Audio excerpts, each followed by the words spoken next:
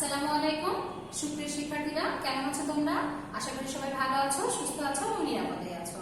করোনাকালীন এই সময়ে বাসায় সবাই স্বাস্থ্যবিধি মেনে আছো, বাইরে গেলেও স্বাস্থ্যবিধি মেনে চলছো আশা করি। তারপরেও বাসায় যখন আছো, বরাবরের মতো আমি একই কথাই বলবো, তোমরা অবশ্যই বেশি বেশি কি করবে, পুষ্টিকর খাবার খাবে, ভিটামিন সি যুক্ত খাবার খাবে। এতে করে কি হবে, তোমাদের রোগ প্রতিরোধ ক্ষমতাটা বৃদ্ধি পাবে। আর বাসায় তোমরা বিভিন্ন ধরনের কাজ হয়তো করছো, পছন্দের কাজগুলো করছো, ছবি আঁকা, গান গাওয়া সহ অনেক পছন্দের কাজগুলো করছো, এরপর পড়াশোনাও করছো। এর পাশাপাশি অবশ্যই কি করবে, বাবা মাকে বা বাড়িতে যারা আছে তাদের যতটা পারো তোমার দিক থেকে কাজে সহযোগিতা করবে। ওকে, তাহলে আমি সাবরিনা সাথী, শিমুল মেমোরিয়াল নওসাদ স্কুল অ্যান্ড কলেজের সপ্তম শ্রেণীর বিজ্ঞান ক্লাসে তোমাদের সবাইকে স্বাগত জানাচ্ছি। আমাদের আজকের পাঠ হচ্ছে বিদ্যুৎ ও চুম্বকের ঘটনা। এটা তোমাদের অধ্যায় 10। তো শুরুতে আমরা দেখে নিই আজকের পাঠ শেষে তোমরা কি কি শিখতে পারবে। প্রথমে কি দেখছ, আধান ও চার্জের উৎপত্তি ব্যাখ্যা করতে পারবে, পরিবাহী ও অর্ধপরিবাহী ব্যাখ্যা করতে পারবে, সরল বর্তনী ও ব্যবহার করতে পারবে। এরপর আমরা দেখে নিই আলোচক বিষয়সূচিতে কি কি রয়েছে, অর্থাৎ আমি আজকে তোমাদের সাথে কি কি বিষয় নিয়ে আলোচনা করব। প্রথমে আমরা কি দেখছি, আধান, আধানের উৎপত্তি, আধান বা চার্জের ধর্ম, চার্জের অস্তিত্ব, পরিবাহী, অপরিবাহী, অর্ধপরিবাহী, স্থির বিদ্যুৎ থেকে চল বিদ্যুৎ সৃষ্টি, সরল বর্তনী। তাহলে আজকে আমরা এই বিষয়গুলো নিয়ে আলোচনা করব। শুরুতে আমরা কি দেখতে পাচ্ছি যে আধান। তো আধান বা চার্জ যেটাকে আমরা বলছি, এই যে আমরা মোবাইল ফোন চার্জ দিচ্ছি, ল্যাপটপ চার্জ দিচ্ছি, বিভিন্ন কিছু চার্জে দিচ্ছি না, চার্জটা আসলে কি? তাহলে আমাদের এটা তো অনেকেরই হয়তো জানা নেই, তাহলে এটা তো জানতে হবে চার্জটা আসলে কি। তো চার্জ কি জানার আগে আমরা জেনে নিই, দেখো আমাদের যে পদার্থগুলো রয়েছে, আমরা জানি যে পদার্থ কি ক্ষুদ্র ক্ষুদ্র কণা দ্বারা গঠিত। এই যে ক্ষুদ্র ক্ষুদ্র যে কণা রয়েছে সেগুলোকে আমরা কি বলছি, পরমাণু বলছি, তাই না? তো এই পরমাণু আবার দেখো কতগুলো কণা নিয়ে গঠিত। পরমাণু কিছু মৌলিক কণা রয়েছে, পরমাণুর 3টি মৌলিক কণা রয়েছে, ইলেকট্রন, প্রোটন আর নিউট্রন। তো তোমরা এখানে দেখো একটা পরমাণুর গঠন চিত্র দেখতে পাচ্ছ। এখানে আমরা সবচেয়ে বাইরের দিকে কি দেখছি, এই যে ইলেকট্রন, তারপরে ভিতরে কেন্দ্রের দিকে কি দেখছি, কেন্দ্রে বা নিউক্লিয়াসে কি থাকে, প্রোটন এবং নিউট্রন। তো এই যে কণাগুলো রয়েছে পরমাণুর, এগুলোর কি একটা নিজস্ব বৈশিষ্ট্য রয়েছে, কিছু মৌলিক বৈশিষ্ট্য রয়েছে। যেমন দেখো আমরা কি দেখলাম, ইলেকট্রন হচ্ছে কি ঋণাত্মক চার্জযুক্ত, প্রোটনটা ধনাত্মক চার্জযুক্ত, আর নিউট্রনটা কি, নিউট্রনটা আমাদের হচ্ছে চার্জ নিরপেক্ষ, অর্থাৎ পজিটিভও না আবার নেগেটিভও না। তাহলে এই যে হচ্ছে আমরা পদার্থের হচ্ছে কণাগুলোর কিছু মৌলিক বৈশিষ্ট্য দেখলাম। তাহলে চার্জ হচ্ছে এই যে পদার্থের যে মৌলিক হচ্ছে কণা সৃষ্টিকারী যে মৌলিক বৈশিষ্ট্য রয়েছে, তার মানে এই যে পদার্থের এই কণাগুলো ইলেকট্রন, প্রোটন, এদের যে একটা মৌলিক বৈশিষ্ট্য রয়েছে, সেই মৌলিক বৈশিষ্ট্য বহন করছে, সেটাকে আমরা কি বলছি, সেটাকে আমরা বলছি যে আধান। তাহলে আমরা এখানে যেহেতু বলছি পদার্থ সৃষ্টিকারী মৌলিক কণাগুলোর মৌলিক ও বৈশিষ্ট্যমূলক ধর্মই হচ্ছে আধান। তো এখানে আমরা কিন্তু বলেছি যে মৌলিক কণা, পদার্থ সৃষ্টিকারী মৌলিক কণা। তো যেহেতু নিউট্রন এখানে কি থাকছে, নিরপেক্ষ থাকছে, সেক্ষেত্রে তোমরা সংজ্ঞাটা যখন লিখতে যাবে, সেক্ষেত্রে তোমরা বলতে পারো যে পদার্থ সৃষ্টিকারী মৌলিক কণা ইলেকট্রন ও প্রোটন যে মৌলিক বৈশিষ্ট্য, প্রোটনের যে মৌলিক বৈশিষ্ট্য বা ধর্ম ধারণ করে, সেটাই হচ্ছে কি, সেটাই হচ্ছে চার্জ। তাহলে আমরা দেখলাম যে চার্জ হচ্ছে মৌলিক হচ্ছে যে কণা রয়েছে পরমাণু, সেটা হচ্ছে 3 ধরনের। আর এর মধ্যে প্রোটন, ইলেকট্রন, নিউট্রন প্রত্যেকটা দেখলাম যে কোনটা নেগেটিভ চার্জ, কোনটা পজিটিভ চার্জ, আর কোনটা চার্জ নিরপেক্ষ। এখানে তোমরা দেখতে পাচ্ছ এই যে ইলেকট্রন রয়েছে, তাই না? এই যে একটা পরমাণু গঠন, এই ইলেকট্রনটা কিন্তু সবসময় এখানে দেখো কি করছে, এই কক্ষপথে ঘূর্ণায়মান অবস্থায় আছে। তার মানে ইলেকট্রন কি থাকে, সঞ্চরণশীল অবস্থায় থাকে। এটাই মূলত কি করে, এই যে ইলেকট্রনের যে সঞ্চরণশীল অবস্থা, এটাই কিন্তু হচ্ছে বিদ্যুৎ পরিবহনে বা হচ্ছে তোমার যে চার্জ আছে, সেই চার্জের কিন্তু উৎপত্তি করে। তাহলে আমরা পরের অংশে চলে যাই। আমরা দেখছি আধান বা চার্জের উৎপত্তি। তাহলে আধান বা চার্জের উৎপত্তিটা কিভাবে হচ্ছে, দেখো ঘর্ষণের ফলে কিন্তু নতুন কোন আধান বা চার্জের সৃষ্টি হয় না। যখন একটা বস্তু থেকে কি হচ্ছে, দুটো বস্তুর মধ্যে ঘর্ষণ করা হচ্ছে, তখন কিন্তু মূলত কি হচ্ছে, একটা থেকে ইলেকট্রন আরেকটাতে কি হচ্ছে, চলে যাচ্ছে। মানে এক পদার্থ থেকে অন্য পদার্থে ইলেকট্রনটা চলে যাচ্ছে, কিন্তু ঘর্ষণের ফলে কিন্তু চার্জ সৃষ্টি হচ্ছে না। ঘর্ষণের ফলে কি হচ্ছে, ঘর্ষণের ফলে আমার যে ইলেকট্রনের যে স্থানান্তর হচ্ছে, আর এর ফলে কিন্তু কি হচ্ছে, এর ফলে এই যে আধান বা চার্জের উৎপত্তি হচ্ছে। তো তোমাদের বইয়ে একটা উদাহরণ দেওয়া আছে যে কাচের সাথে যদি পশমি কাপড় হচ্ছে তোমার হচ্ছে করা হয়, ঘর্ষণ করা হয়, তাহলে কি হবে, তোমার হচ্ছে পশমি কাপড় যেটা আছে সেটা কাচ থেকে ইলেকট্রনটা গ্রহণ করে নিবে। এই যে ঘর্ষণ হলো, তখন ওই যে কাচের যে ইলেকট্রনটা ছিল সেটা কোথায় চলে আসবে, পশমি কাপড়ের চলে আসবে তখন সেটা কি হবে, সেটা ঋণাত্মক চার্জ যুক্ত হবে। তোমরা এখানে দেখতে পাচ্ছ যে এই যে এটা হচ্ছে কি আছে ঋণাত্মক চার্জ যুক্ত, আর এটা আছে কি পজিটিভ বা হচ্ছে ধনাত্মক চার্জ যুক্ত। এটার সাথে যদি এটা ঘর্ষণ করা হয় তাহলে কি হবে, এই যে এখান থেকে ইলেকট্রনটা তখন এই যে এখানে স্থানান্তরিত হয়ে চলে আসবে। এর ফলে কি হবে, আধান বা চার্জের উৎপত্তি ঘটবে। তাহলে দেখো এক পদার্থের ইলেকট্রন অন্য একটি পদার্থে চলে যাওয়ার ফলে কি হচ্ছে, আমাদের এই আধান বা চার্জের উৎপত্তি ঘটছে। তাহলে আশা করি আধান বা চার্জের উৎপত্তি কিভাবে হয় তোমরা বুঝতে পেরেছো। তোমাদের বইতে ছোট্ট এক্সপেরিমেন্টটা দেয়া আছে যে কাচের সাথে পশমি কাপড় ঘর্ষণ করছে, তার ফলে তোমার হচ্ছে চার্জ উৎপন্ন হচ্ছে। তোমরা চাইলে বাসায় সেটা করে দেখতে পারো। এরপরে আমরা দেখি যে এই যে আধান বা চার্জের ধর্ম, আমরা দেখলাম যে দুই ধরনের চার্জ রয়েছে। চার্জ কয় ধরনের, দুই ধরনের, একটা হচ্ছে পজিটিভ চার্জ আর একটা হচ্ছে নেগেটিভ চার্জ। তোমরা দেখতে পাচ্ছ যে পজিটিভ চার্জটাকে আমরা কি করছি, এই যেভাবে চিহ্ন দিয়ে প্রকাশ করছি প্লাস চিহ্ন দিয়ে, নেগেটিভ চার্জটাকে আমরা মাইনাস চিহ্ন দিয়ে কি করছি, প্রকাশ করছি। তো আমরা চার্জের হচ্ছে কিছু ধর্ম রয়েছে, তো যে দুইটা ধর্ম রয়েছে তার মধ্যে তোমরা একটু এদিকে খেয়াল করে দেখো, এখানেও পজিটিভ চার্জের একটা অংশ রয়েছে, এখানেও একটা পজিটিভ চার্জের অংশ রয়েছে। তো দুটাকে যখন পাশাপাশি রাখা হচ্ছে, এই দুটো চার্জ যেহেতু একই রকম পজিটিভ পজিটিভ, দেখো এখানে কি হচ্ছে, রিপালশন হয়ে যাচ্ছে, মানে পরস্পর থেকে কিন্তু দূরে সরে যাচ্ছে। এখানে কি করছে, বিকর্ষণ করছে, তাই না? এরপরে দেখো আবার এখানে আমি নেগেটিভ চার্জ যুক্ত আছে, এখানে একটা কণা আছে কি তোমার হচ্ছে নেগেটিভ চার্জ যুক্ত। তো দুটাই যেহেতু নেগেটিভ চার্জ যুক্ত, মানে একই সমধর্মী চার্জ যুক্ত, এখানেও কিন্তু পরস্পরকে কি করছে, বিকর্ষণ করছে। এর পরের অংশে দেখো এখানে একটা কি রয়েছে, একটা হচ্ছে পরমাণু রয়েছে আমার নেগেটিভ চার্জ যুক্ত, আর এটা রয়েছে পজিটিভ চার্জ যুক্ত।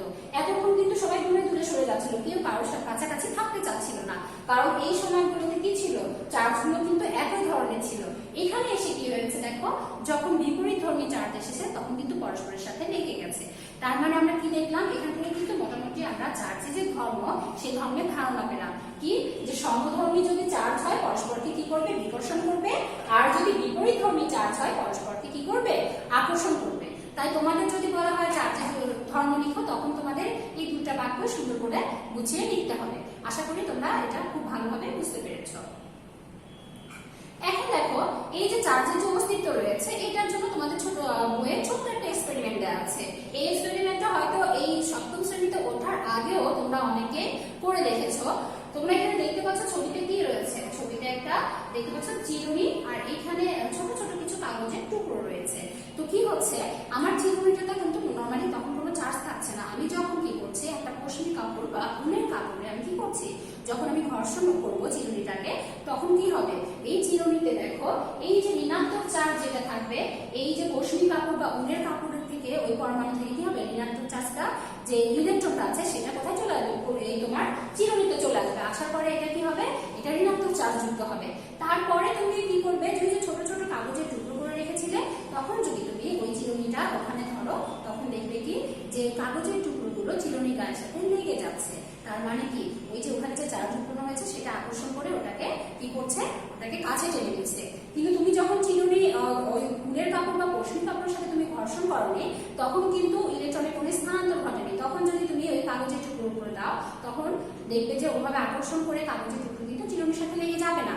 কিন্তু যখন তুমি উলের কাপড় বা পশমি কাপড়ের সাথে ঘর্ষণ করেছো, তখন যেহেতু ইলেকট্রনের স্থানান্তর হয়েছে এবং চিরুনিটা ঋণাত্মক চার্জে চার্জিত হয়েছে, এর ফলে কি হয়েছে, এর ফলে ওই যে কাগজের টুকরোগুলো ছিল সেটা কিন্তু ওই ইলেকট্রনের ওই চার্জের কারণে কি হচ্ছে, ঋণাত্মক চার্জের ফলে ওটার সাথে লেগে যাচ্ছে।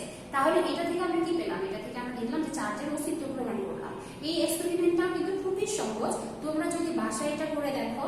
আর এছাড়া তোমরা পশমি কাপড় বা উলের কাপড় যদি না পাও, শুকনো চুলে যদি অনেক বেশ কিছুক্ষণ আঁচড়ানোর পরেও যদি এটা করো, তারপরেও দেখবে সেম কাজটাই হবে। তো আশা করি তোমরা বাসায় এই এক্সপেরিমেন্টটা করে দেখবে। এখন দেখো এই যে সঞ্চারণশীল ইলেকট্রন রয়েছে, সঞ্চারণশীল ইলেকট্রনের কারণে যেহেতু আমার কি হচ্ছে, আমার হচ্ছে বিদ্যুৎ পরিবহন হচ্ছে বা ইলেকট্রনের স্থানান্তর হচ্ছে, তাহলে দেখো আমার এই যে বিদ্যুৎ পরিবহন হচ্ছে, এর উপর ভিত্তি করে আবার কয় ধরনের রয়েছে, তিন ধরনের পদার্থ রয়েছে। একটা হচ্ছে পরিবাহী, অর্ধপরিবাহী, অপরিবাহী। তো আমরা প্রথমে কি দেখছি, আমরা প্রথমে দেখছি যে পরিবাহী। তো পরিবাহীর মধ্যে দিয়ে কি হয়, সহজেই ইলেকট্রনটা কি করতে পারে, সহজে ইলেকট্রনটা স্থানান্তরিত হতে পারে, অর্থাৎ বিদ্যুৎটা প্রবাহিত হয়। তাহলে যে সকল পদার্থের মধ্যে সহজে ইলেকট্রন স্থানান্তরিত হয় বা সঞ্চারণশীল ইলেকট্রনের সংখ্যাগুলো বেশি থাকে, সেটাকে আমরা কি বলছি, সেটাকে আমরা বলছি পরিবাহী পদার্থ। তো পরিবাহী পদার্থগুলো সাধারণত কি হয়ে থাকে, পরিবাহী পদার্থগুলো সাধারণত তোমার হচ্ছে, তো দেখো ম্যাক্সিমাম ক্ষেত্রে কি হয়, ধাতুগুলোতে আমি যে সঞ্চারণশীল ইলেকট্রনের কথা বলেছিলাম, ধাতুগুলোতে সঞ্চারণশীল যে ইলেকট্রনগুলো রয়েছে সেগুলোর সংখ্যা কি থাকে, সেগুলোর সংখ্যা বেশি থাকে এবং অধিক দ্রুত যেহেতু তাপ পরিবহন করতে পারে ধাতুগুলো, এই জন্য ইলেকট্রনগুলো কি হয় দ্রুত সঞ্চারণ করতে পারে বা চলাচল করতে পারে। এই জন্য ধাতুগুলো কি হয়ে থাকে, বিদ্যুৎ সুপরিবাহী হয়ে থাকে। এর মধ্যে দেখো অ্যালুমিনিয়াম রয়েছে, তামা রয়েছে। তো তোমার এই যে এই ধাতু পদার্থগুলো রয়েছে, আমরা ইলেকট্রিকের তার দেখি না, বাসার তারের মধ্যে দেখি না যে তামার হচ্ছে পাত রয়েছে চিকন, যদি তামার উপরে প্লাস্টিকের অংশ উঠিয়ে ফেলি। তো এগুলো হচ্ছে কি, যেহেতু এরা হচ্ছে বিদ্যুৎ সুপরিবাহী, এই জন্য ইলেকট্রনিক যে তারগুলো রয়েছে সেগুলোতে কিন্তু কি করা হয়, ধাতু ব্যবহার করা হয়। তাহলে আমরা দেখলাম বিভিন্ন ধরনের ধাতুর নাম দেখলাম, কিন্তু এরপরেও আমি যেহেতু বলেছি ধাতুই হচ্ছে কি বিদ্যুৎ সাধারণত সুপরিবাহী হয় বা পরিবহন করে, কিছু কিছু তোমার অধাতুও রয়েছে কি করে, তারা কি করে বিদ্যুৎ হচ্ছে পরিবহন করে বা বিদ্যুৎ সুপরিবাহী। এর মধ্যে তোমরা কি দেখতে পাচ্ছ, গ্রাফাইট। গ্রাফাইটটা কিন্তু অধাতু, তারপরেও কি করছে, তারপরেও সেই বিদ্যুৎ পরিবহন করছে। গ্রাফাইট হচ্ছে আমাদের যে কার্বন রয়েছে, কার্বনের হচ্ছে যৌগ। অপরদিকে দেখো হীরা রয়েছে। হীরা যেটা আমরা বলি, আমরা ডায়মন্ড যেটা বলছি, আমরা অনায়াসে ইউজ করে থাকি, ওটাও কিন্তু কার্বনের যৌগ, কিন্তু ওইটাতে কি, ওটা কিন্তু বিদ্যুৎ সুপরিবাহী না। তাহলে দেখো কার্বনের দুইটা যৌগই হচ্ছে কার্বনের, তারপরে গ্রাফাইট বিদ্যুৎ সুপরিবাহী হলেও হীরা কেন সুপরিবাহী না। তো গ্রাফাইটটা তোমরা অনেকেই চিনে থাকবে, আমার পেন্সিলের যে ইউজ করে পেন্সিলের ভিতরে যে শীষটা থাকে সেটাই হচ্ছে মূলত গ্রাফাইটের হচ্ছে তৈরি। তাহলে দেখো গ্রাফাইট কেন হচ্ছে তোমার হচ্ছে বিদ্যুৎ হচ্ছে সুপরিবাহী অধাতু হওয়া সত্ত্বেও, সেটা আমার সাথে তোমরা বোর্ডে দেখো তাহলে বুঝতে পারবে। আমাদের এখানে বোর্ডে তোমরা দেখতে পাচ্ছ, এটা হচ্ছে কার্বনের একটা পরমাণুর গঠন দেওয়া আছে। কার্বনের পরমাণুর গঠন এখানে দেওয়া আছে।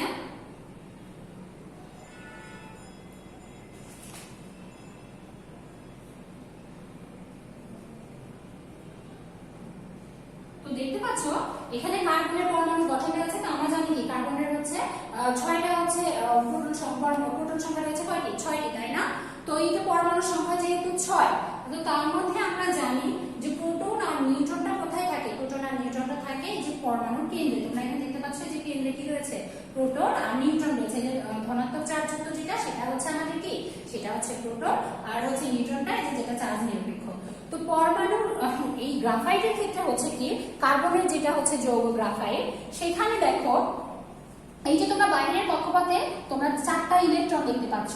এই 4টা ইলেকট্রনের মধ্যে আমার এই যে এই 3টা ইলেকট্রন কি করে, এই 3টা ইলেকট্রন কি করছে, আমার এই 3টা ইলেকট্রনই শুধুমাত্র কি করবে, আমার যে হচ্ছে পরমাণুর যে গঠনে যে বন্ধন সৃষ্টি করার কাজে এরা হচ্ছে অংশগ্রহণ করবে। আর এই যে একটা ইলেকট্রন দিচ্ছ, এই একটা ইলেকট্রন মুক্ত অবস্থায় থাকবে। তার মানে এই যে আমরা জানি পরমাণুর এই যে কণাগুলো রয়েছে একে অপরের সাথে বিভিন্ন কি করে, বন্ড গঠন করে বা বন্ধন গঠন করে থাকে। তোমরা বড় ক্লাসে গুলো জানতে পারবে, সমযোজী বন্ধন, আয়নিক বন্ধন, বিভিন্ন ধরনের বন্ধনের মাধ্যমে এরা পরস্পরের সাথে যুক্ত থাকে। তো আমার এই যে 1, 2, 3, এই 3টা কি করছে, এই 3টা আমার হচ্ছে 4টার মধ্যে বাইরের কক্ষপথে যে ইলেকট্রন রয়েছে, এই 3টা হচ্ছে সেই বন্ধন গঠনে সহায়তা করছে। সমযোজী বন্ধন বা আয়নিক বন্ধন যখন হয় তখন যেহেতু এরা সাহায্য করে, তো এরা বন্ধন গঠন সাহায্য করে। এই একটা ইলেকট্রন কি থাকছে, মুক্ত ইলেকট্রন। আর মুক্ত ইলেকট্রন থাকার কারণে যখন এই একটা হচ্ছে কি থাকবে, এই একটা হচ্ছে মুক্ত ইলেকট্রন থাকবে, এই একটা মুক্ত ইলেকট্রনই তখন কি করবে, ওই সঞ্চারণশীল অবস্থায় থাকবে এবং বিদ্যুৎটা পরিবহন করবে। এই জন্য গ্রাফাইটটাকে বিদ্যুৎ সুপরিবাহী। আর যখন আমি হচ্ছে আমার যখন হচ্ছে হীরার ক্ষেত্রে এই যে 1, 2, 3, 4, 4টা ইলেকট্রন দিচ্ছ, এই 4টা ইলেকট্রনই কিন্তু কি করবে, এই হীরার যে হচ্ছে তোমার বন্ধন পরমাণুর যে গঠন, সেই গঠনের যে বন্ধন তৈরি করছে, সেই বন্ধন নয় কিন্তু এই 4টাই কি করছে, 4টাই তোমার অ্যাক্টিভ থাকছে, ওই 4টাই বন্ধন গঠনেই সাহায্য করছে, কোনো মুক্ত ইলেকট্রন এখানে থাকছে না। তার মানে আমরা দেখলাম যে গ্রাফাইটে যেহেতু একটা মুক্ত ইলেকট্রন থাকছে, 4টার মধ্যে ইলেকট্রনের মধ্যে 3টা বন্ধন গঠনে সহায়তা করছে, একটা মুক্ত ইলেকট্রন থাকার কারণে গ্রাফাইট হচ্ছে অধাতু হলো বিদ্যুৎ সুপরিবাহী। কিন্তু আমার হীরার ক্ষেত্রে বা হীরকের ক্ষেত্রে যেহেতু এই যে বাইরের কক্ষপথে যে 4টা ইলেকট্রন রয়েছে, সেই 4টা ইলেকট্রনই যেহেতু আমার কি করছে, 4টা ইলেকট্রনই আমার হচ্ছে বন্ধন গঠনে সহায়তা করছে, কোনো মুক্ত ইলেকট্রন থাকছে না।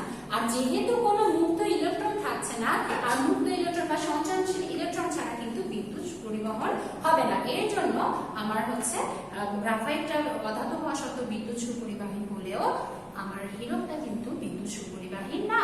তাই তোমাদের যদি প্রশ্ন থাকে গ্রাফাইট অধাতু হওয়া সত্ত্বেও বিদ্যুৎ সুপরিবাহী কেন, তো তখন কিন্তু তোমাদের এই যে সঞ্চালনশীল ইলেকট্রন আর বাইরের কক্ষপথে যে 4টা ইলেকট্রন রয়েছে এই কথাটা বুঝিয়ে বলতে হবে যে 3টা আমার বন্ধন গঠনে অ্যাক্টিভ থাকছে আর একটা মুক্ত ইলেকট্রন থাকছে। এই কারণে কি হচ্ছে গ্রাফাইট হচ্ছে বিদ্যুৎ সুপরিবাহী।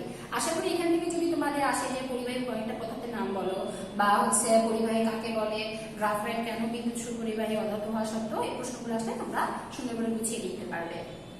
এরপরে আমরা দেখছি অপরিবাহী। তো অপরিবাহীর ক্ষেত্রে কি হচ্ছে, অপরিবাহীর ক্ষেত্রে অপরিবাহীকে আরেকটা বলা হয় অন্তরক, মানে এটার মধ্যে দিয়ে সহজে কিন্তু কি হয় না, বিদ্যুৎ প্রবাহিত হয় না বা ইলেকট্রন কি হয় না, স্থানান্তরিত হয় না। এই জন্য এটাকে কি বলছে অপরিবাহী। অপরিবাহী পদার্থের মধ্যে কি রয়েছে, গ্লাস, প্লাস্টিক, সিরামিক, রাবার, এগুলো কি, এগুলো হচ্ছে আমাদের সবকিছুই হচ্ছে অপরিবাহী পদার্থ। তো অপরিবাহী পদার্থের যদি উদাহরণ আসে আশা করি তোমরা লিখতে পারবে।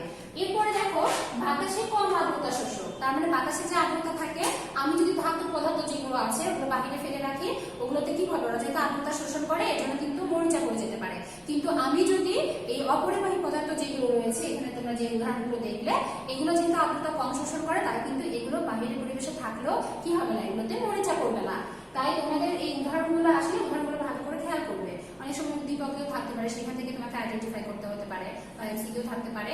তোমরা এই পদার্থ প্রত্যেকটা পরিবাহী সুপরিবাহী এগুলো পদার্থে কি করবে, অবশ্যই তোমরা উদাহরণ সহ বৈশিষ্ট্য সহ সুন্দর করে পড়বে। এরপরে আমরা দেখছি অর্ধপরিবাহী। অর্ধপরিবাহী জিনিসটা কি দেখো, এই অর্ধপরিবাহী হচ্ছে সেই পদার্থগুলো যারা কি করবে, যারা হচ্ছে নিম্ন তাপমাত্রায় হচ্ছে অপরিবাহী ন্যায় আচরণ করবে আর উচ্চ তাপমাত্রায় কি করবে, পরিবাহী ন্যায় আচরণ করবে। তাহলে দেখো মানে দুটার মাঝামাঝি অবস্থা। নিম্ন তাপমাত্রায় কেন অপরিবাহীর মতো আচরণ করছে, অপরিবাহী মানে কি, ওই যে অন্তরক যেটা কি করছে না, বিদ্যুৎ পরিবহন করে না সহজে, সেটার মতো আচরণ করবে। আর যখন তাপমাত্রাটা আমরা বাড়িয়ে দিব তখন কি করবে, তখন হচ্ছে তোমার পরিবাহী ন্যায় আচরণ করবে, তার মানে সহজে বিদ্যুৎ পরিবহন করবে। তো এই উদাহরণের মধ্যে রয়েছে জার্মেনিয়াম, তারপরে হচ্ছে সিলিকন, এগুলো রয়েছে।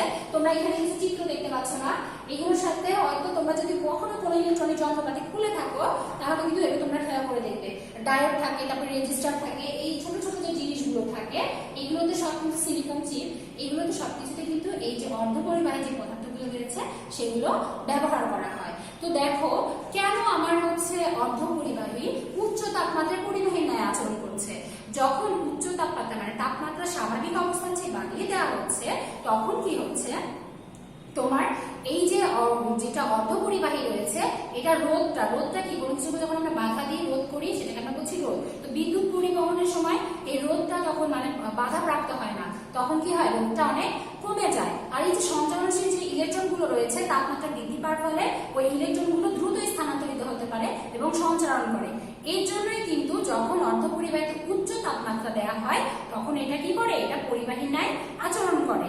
আর যখন নিম্ন তাপমাত্রা তখন অপরিবাহী আচরণ করছে। কেন অপরিবাহী ন্যায় আচরণ করে, এটার অপোজিট কারণ যে তখন কি হচ্ছে, রোধটা বেড়ে যাচ্ছে, বিদ্যুৎ পরিবহনের ওখানে রোধটাও বেড়ে যাচ্ছে, আবার কি হচ্ছে সঞ্চালনশীল যেটা ইলেকট্রন সেটাও কিন্তু কি হচ্ছে, ইলেকট্রনটা কমে যাচ্ছে। এর জন্য কি হচ্ছে না, ইলেকট্রন যেহেতু মুক্ত অবস্থায় থাকছে না এর ফলে আমার কি হচ্ছে না, বিদ্যুৎটা পরিবহন হচ্ছে না। তাই তোমাদের যদি এরকম প্রশ্ন আসে যে অর্ধপরিবাহী কখন হচ্ছে পরিবাহী ন্যায় আচরণ করে বা পরিবাহী উচ্চ তাপমাত্রায় কেন পরিবাহী ন্যায় অর্ধপরিবাহী আচরণ করে, তো তোমরা আশা করি কি করতে পারবে, এই কথাটা প্রশ্নটা যেভাবেই আসুক না কেন তোমরা সুন্দর করে গুছিয়ে লিখতে পারবে। এরপর আমরা কি লিখছি, স্থির বিদ্যুৎ। এই স্থির বিদ্যুৎটা কি, এই যে বিদ্যুৎ উৎপন্ন হলো, স্থির বিদ্যুৎটা কি, দেখো একটা বিদ্যুৎ ওই যে আমরা দেখলাম না ঘর্ষণের ফলে কি হলো, চার্জ উৎপন্ন হলো। তো ওই চার্জের ফলে যে বিদ্যুৎ উৎপন্ন হচ্ছে, বিদ্যুৎটা যেখানে উৎপন্ন হচ্ছে সেখানেই যদি আবদ্ধ অবস্থায় থাকে, সেখান থেকে অন্য কোথাও সরিয়ে না যায় বা সঞ্চালন না হয়, প্রবাহিত না হয়, তখন আমরা তাকে কি বলবো, স্থির বিদ্যুৎ বলবো। তোমরা এদিকে দেখো এই যেখানে একটা বেলুন, দুটো বেলুন দেখতে পাচ্ছ, এই বেলুন দিয়ে কি করছে, এখানে ঘর্ষণের ফলে ওই যে আমরা উদাহরণ বলেছিলাম কি করছিল, যে ঘর্ষণের ফলে তোমার হচ্ছে ইলেকট্রন স্থানান্তরিত হচ্ছিল, চার্জ উৎপন্ন হচ্ছিল। এখন এখানে দেখা যাচ্ছে কি, এই যে তোমার হচ্ছে পজিটিভ প্রান্তের সাথে ঘর্ষণের ফলে এখানে কি হচ্ছে, নেগেটিভ চার্জ উৎপন্ন হয়েছে, উৎপন্ন হয়ে ওখানে কিন্তু স্থির অবস্থায় আছে, ওটা কি সঞ্চারিত হয়ে কোথাও যায় না। তো এই অবস্থাটাকে আমরা কি বলছি, এই অবস্থাটাকে আমরা বলছি যে স্থির বিদ্যুৎ, অর্থাৎ বিদ্যুৎ যেখানে উৎপন্ন হবে সেখানে আবদ্ধ অবস্থায় থাকবে। এখন আমরা যদি চল বিদ্যুৎটা একটু দেখি তাহলে তোমরা বুঝতে পারবে যে স্থির আর চল বিদ্যুতের মধ্যে আসলে পার্থক্যটা কি। তো দেখো চল বিদ্যুৎ আমরা এটা থেকে বুঝতে পারছি, ওটাতে স্থির ছিল, এটা তো অবশ্যই স্থির থাকবে না। এখানে কি হবে, বিদ্যুৎ কোন পদার্থের মধ্যে এক জায়গা থেকে কি হবে, আর এক জায়গায় কি হবে, স্থানে কি হবে, প্রবাহিত হয়ে যাবে। এইখানে তোমরা দেখো এখানে স্থির বিদ্যুৎ ভিক্টোরিয়াতে আছে, এখানে চার্জ উৎপন্ন হয়েছিল, এখানে আছে, স্থানান্তরিত হয়ে কোথাও যায়নি। আমরা বাসা বাড়িতে যে ইলেকট্রিক সুইচগুলো ইউজ করি, আমাদের যে লাইট চলছে, ফ্যান চলছে, এগুলো তোমরা দেখছো, সেখানে কিন্তু চল বিদ্যুৎ কাজ করছে। কিভাবে দেখো, এই যে আমার বিদ্যুৎটা স্থির বিদ্যুৎ, যেটা বিদ্যুৎটা উৎপন্ন হয়েছে, উৎপন্ন হয়ে কোথায়, এই ব্যাটারিতে কি হয়েছে, ব্যাটারিতে আমার কি রয়েছে, সঞ্চিত অবস্থায় রয়েছে। এখানে কিন্তু স্থির বিদ্যুৎ অবস্থায় রয়েছে, যেহেতু সঞ্চিত রয়েছে, ওটা কোথাও যায়নি। যখন আমি একটা সুইচ অন করে দিচ্ছি, দুইটা তারের সংযোগ করছি, তখন কিন্তু এই তারের মধ্য দিয়ে কি হচ্ছে, আমরা বলেছিলাম যে কোনো পদার্থের মধ্যে দিয়ে, তার মানে তারটা এখানে একটা পদার্থ, তো এই তারের মধ্যে যে এই তারের মধ্যে দিয়ে কি হচ্ছে, আমার বিদ্যুৎটা প্রবাহিত হয়ে এখানে এসে লাইটটা জ্বলে উঠছে। তাহলে আমার কি হলো, স্থির বিদ্যুৎ এখানে ব্যাটারির মধ্যে সঞ্চিত ছিল, সেটা একটা পদার্থের মধ্যে দিয়ে স্থানান্তরিত হয়ে এখানে চলে আসবে, এর ফলে কিন্তু লাইটটা জ্বলে উঠলো। তো এইটাকে আমরা কি বলছি, চলবিদ্যুৎ। তাহলে আমরা দেখছি যে স্থির বিদ্যুৎ থেকে আমাদের কি হচ্ছে, চলবিদ্যুতের সৃষ্টি হচ্ছে। স্থির বিদ্যুৎ স্থির অবস্থায় থাকবে, যেখানে উৎপন্ন হবে সেখানে আবদ্ধ অবস্থায় থাকবে, আর চলবিদ্যুৎটা কি হবে, কোন একটা পদার্থের মধ্যে এক স্থান থেকে আরেক স্থানে প্রবাহিত হয়ে যাবে। তাহলে আমরা স্থির বিদ্যুৎ দেখলাম, চলবিদ্যুৎ দেখলাম। এখন আমরা একটা জিনিস দেখি, সেটা হচ্ছে সরল বর্তনী। এই যে আমরা হচ্ছে বিদ্যুৎ চলাচলের যে পথ রয়েছে, তোমরা দেখলে যে তার দিয়ে কি হলো, বিদ্যুৎটা পরিবহন হলো। এই বিদ্যুৎ চলাচলের যে নির্দিষ্ট একটা পথ রয়েছে, সেটাকে আমরা কি বলছি, সেটাকে আমরা বলছি বর্তনী। আর সরল বর্তনীটা কি, যে বর্তনীর মধ্যে দিয়ে তোমার সব দিকে সমভাবে কি হচ্ছে, বিদ্যুৎ প্রবাহিত হচ্ছে, সেটাকে আমরা বলছি সরল বর্তনী। এখানে একটা সরল বর্তনী তোমরা ছবি দেখতে পাচ্ছ, তোমাদের বইয়েও সরল বর্তনীর ছবি দেওয়া আছে। তো সরল বর্তনীতে তোমরা কি দেখতে পাচ্ছ, যে এখানে একটা হচ্ছে ব্যাটারি রয়েছে, এখানে একটা সুইচ রয়েছে, এখানে একটা লাইট রয়েছে, তাই না? আর এটা হচ্ছে একটা তার। এই তারের মধ্যে দিয়ে কি হবে, বিদ্যুৎটা প্রবাহিত হতে হবে। তাহলে আমার একটা সরল বর্তনীর যদি ছবি আমরা কল্পনা করি, আমার কিন্তু এই যে কি থাকতে হবে, মানে সুইচ, যেটা তোমার সুইচকে হচ্ছে কি দ্বারা প্রকাশ করে, তোমাদের বইও দেখবে আছে। তো আমার একটা সুইচ থাকতে হবে, কি থাকতে হবে, একটা ব্যাটারি থাকতে হবে, তারপরে কি থাকতে হবে, লাইট থাকতে হবে, আর তার থাকতে হবে। সরল বর্তনী আঁকতে গেলে কিন্তু আমার এই জিনিসগুলো মাথায় রাখতে হবে। তাহলে দেখো, ধনাত্মক প্রান্ত থেকে বিদ্যুৎ কোন দিকে যাবে, ধনাত্মক প্রান্ত থেকে আমার ঋণাত্মক প্রান্তের দিকে যাবে। কিন্তু ইলেকট্রনটা কোন দিকে যাবে, ইলেকট্রন যাবে ঋণাত্মক থেকে ধনাত্মকের দিকে। তার মানে আমার বিদ্যুৎ প্রবাহ হবে যেদিকে, তার অপোজিট দিকে কিন্তু ইলেকট্রন প্রবাহিত হবে। তাহলে আমি আবার বলছি, ধনাত্মক প্রান্ত থেকে ঋণাত্মক প্রান্তের দিকে কি হচ্ছে, বিদ্যুৎ প্রবাহিত হয়ে দেখো লাইট জ্বলছে। তোমরা এই চিত্রে খেয়াল করলে বুঝতে পারবে যে ধনাত্মক প্রান্ত, ঋণাত্মক, আর আমার ইলেকট্রনটা কি হচ্ছে, ঋণাত্মক থেকে ধনাত্মকের দিকে প্রবাহিত হচ্ছে। যখন তুমি সুইচটা অন করবে, তখন কি হবে, বিদ্যুৎ প্রবাহিত হবে, তারপরে কিন্তু লাইটটা জ্বলবে। আর তার মানে স্থির বিদ্যুৎটা তখন তুমি চল বিদ্যুতে রূপান্তর করে দিয়েছো, তখন চালু করে দিয়েছো। আর যখন সুইচটাকে আমি অফ করে দিব, তখন কি হবে, তখন আমার বিদ্যুৎটাও কিন্তু ওখানে স্থির অবস্থায় থেকে যাবে, তখন কিন্তু আর এই লাইটটা জ্বলবে না। তো সরল বর্তনীতে আমাদের যে বাসা বাড়িতে ব্যবহার করা হচ্ছে, এখানে দেখো একটা ছোট একটা হচ্ছে এলইডি লাইট দেওয়া আছে। তো ছোট ছোট আমাদের দেখা যায় কি বিভিন্ন ধরনের বৈদ্যুতিক বাল্ব, এইসব হচ্ছে এসবে কি করা হয়, এই সরলের হচ্ছে বর্তনী ব্যবহার করা হয়। তো আমাদের আসলে আজকের আলোচনা এতটুকুই ছিল, আশা করি তোমরা বুঝতে পেরেছো। তোমাদের আজকে আমরা অনেক কিছু নিয়ে আলোচনা করলাম, আধান নিয়ে, চার্জের ধর্ম নিয়ে আলোচনা করলাম, বিদ্যুৎ হচ্ছে কিভাবে পরিবহন করে, তারপরে চল বিদ্যুৎ, স্থির বিদ্যুৎ, সবকিছু নিয়ে আলোচনা হলো। আশা করি ক্লাসটা তোমরা মনোযোগ সহকারে শুনেছো এবং বাসায় অবশ্যই ভালোভাবে চর্চা করবে। আর যে এক্সপেরিমেন্ট গুলো আমি বললাম, ছোট ছোট এক্সপেরিমেন্ট গুলো বাসায় করার চেষ্টা করবে। তো আসলে আমরা দেখে নিই মূল্যায়ন আমার কি কি প্রশ্ন রয়েছে, প্রশ্নগুলো তোমরা পারো কিনা। প্রথমে রয়েছে চলবিদ্যুৎ কি। আমি কিছুক্ষণ আগে বললাম চলবিদ্যুৎটা কি, যখন বিদ্যুৎ কোন একটা পদার্থের মধ্যে দিয়ে এক স্থান থেকে অন্য স্থানে প্রবাহিত হচ্ছে, তাকে কি বলছে, চলবিদ্যুৎ বলছে। এরপর দেখো দুইটি অন্তরকের নাম উল্লেখ করো। অন্তরক কোনগুলো, আমি বলেছিলাম অপরিবাহী আর অন্তরক কিন্তু একই জিনিস। তার তুমি কি কি বলতে পারো, রাবার বলতে পারো, কাঁচ বলতে পারো, যে কোনো দুটা বলতে বলছে, দুটা বললেই হবে। অর্ধপরিবাহী কি, তাহলে অর্ধপরিবাহী কি, আমি যে জার্মেনিয়াম সিলিকন উদাহরণ বলেছিলাম, যে নিম্ন তাপমাত্রায় অপরিবাহীর মতো আচরণ করছে, আর উচ্চ তাপমাত্রায় যে সকল পদার্থ পরিবাহী আচরণ করে তাদেরকে কি বলছে, তাদেরকে বলছে অর্ধপরিবাহী। আশা করি তোমরা আগামী দিন যে নেক্সট যে তোমাদের টপ টেস্ট রয়েছে, টপ টেস্টটা খুব ভালোভাবে দিতে পারবে। তোমাদের এই দশম অধ্যায়ের পার্ট 1 থেকে 6 পর্যন্ত তোমাদের কি রয়েছে, আলোচনা হলো আজকে, এটার উপরে তোমাদের টপ টেস্ট হবে। অবশ্যই বাসায় টপ টেস্ট গুলো খুব ভালোভাবে দিবে। আর তোমাদের যে সলভ আছে হোয়াটসঅ্যাপে, সলভের সাথে মিলিয়ে নিবে, নিয়মিত পড়াশোনা করবে। অবশ্যই বেশি বেশি চর্চা করতে হবে, বাসায় আছে বলে যে পড়াশোনাটা ধুলা করবে তা না, যত বেশি চর্চা করবে তত বেশি কি হবে, পড়াশোনায় দক্ষ হবে। আজকে এই পর্যন্ত, সবাই ভালো থাকবে, সুস্থ থাকবে, আল্লাহ হাফেজ।